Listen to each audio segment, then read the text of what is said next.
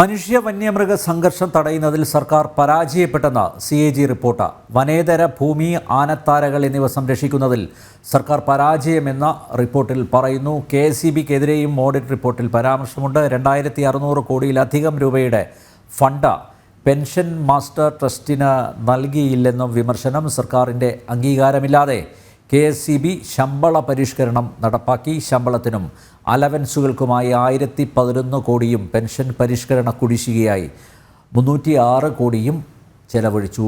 ശാലിനി ചേരുന്നു തിരുവനന്തപുരത്ത് നിന്ന്. ശാലിനി, വിശദാംശങ്ങൾ. അനിൽ നമ്പ്യാർ, നിയമസഭാ സമ്മേളനം അവസാനിച്ച ഇന്നാണ് CAGയുടെ റിപ്പോർട്ട് നിയമസഭയിൽ വന്നത്. ഈ റിപ്പോർട്ടിലാണ് ഗുരുതരമായി വിവിധ വകുപ്പുകൾക്ക് അതിരൂക്ഷമായ ഭാഷയിൽ വിമർശനങ്ങൾ ഉണ്ടായിട്ടുള്ളത്. ഇതിൽ ആദ്യം മനുഷ്യ മൃഗ സംഘർഷം തടയുന്നതിൽ സർക്കാർ പരാജയപ്പെട്ടെ എന്നുള്ളതാണ് CAG റിപ്പോർട്ട് ചൂണ്ടിക്കാട്ടുന്നത്. വനേതര ഭൂമി തരംതിരിക്കുന്നതിലടക്കം സർക്കാർ പരാജയപ്പെട്ടു. ആനത്താരകൾ സംരക്ഷിക്കുന്നതിലും സർക്കാർ പൂർണ്ണ പരാജയമാണ് എന്നും CAG കണ്ടെത്തിയിട്ടുണ്ട്.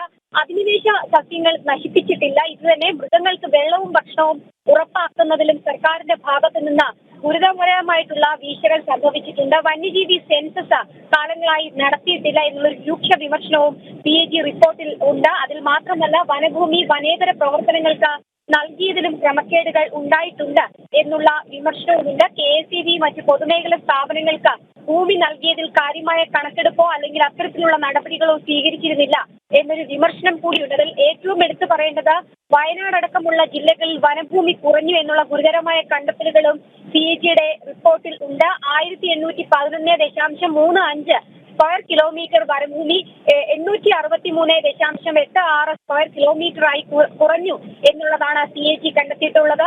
മനുഷ്യന്റെ കടന്നുകയറ്റമടക്കം വന്യമൃഗ ശല്യങ്ങൾ വർദ്ധിപ്പിച്ചു എന്നും CAG കണ്ടെത്തിയിട്ടുമുണ്ട്. അത് മാത്രമല്ല, KSEBക്കും അതിരൂക്ഷമായ രീതിയിലുള്ള വിമർശനമാണ് CAGയുടെ ഓഡിറ്റ് റിപ്പോർട്ടിൽ ഉള്ളത്.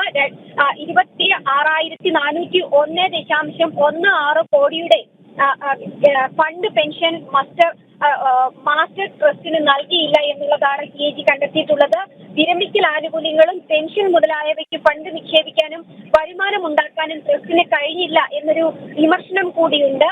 സർക്കാരിന്റെ അംഗീകാരമില്ലാതെ KSEB ശമ്പള പരിഷ്കരണം നടപ്പാക്കി എന്നുള്ളതാണ് CAG കണ്ടെത്തിയിട്ടുള്ളത്. ശമ്പളത്തിനും അലവൻസുകൾക്കുമായി 1011 കോടിയും പെൻഷൻ പരിഷ്കരണ കുടിശ്ശികയായി 306 കോടിയും ചെലവഴിച്ചു എന്നും CAGയുടെ ഓഡിറ്റ് റിപ്പോർട്ടിൽ ചൂണ്ടിക്കാട്ടുന്നു. ഒപ്പം തന്നെ പട്ടികജാതി വിദ്യാർത്ഥികൾക്കുള്ള പ്രീ മെട്രിക് സ്കോളർഷിപ്പ് പദ്ധതിയിലും പാളിച്ചകൾ സംഭവിച്ചു എന്ന ഓഡിറ്റ് റിപ്പോർട്ടിലുണ്ട്. 2017-22 കാലയളവിൽ ഗുണഭോക്താക്കളെ കണ്ടെത്താൻ സർവേ നടത്തിയിട്ടില്ല എന്നുള്ള ഗുരുതര ക്രമക്കേടുകളാണ് KSEBക്കെതിരെയും CAG കണ്ടെത്തിയിട്ടുള്ളത്. എന്തായാലും വരും ദിവസങ്ങളിൽ കൂടുതൽ ചർച്ചകൾക്ക് വഴിവെക്കുന്ന സർക്കാരിന് അതിരൂക്ഷ വിമർശനങ്ങൾ നേരിടുന്ന CAG റിപ്പോർട്ടാണ് ഇന്ന് സഭയിൽ വന്നിട്ടുള്ളത്. അനിൽ നമ്പ്യാർ.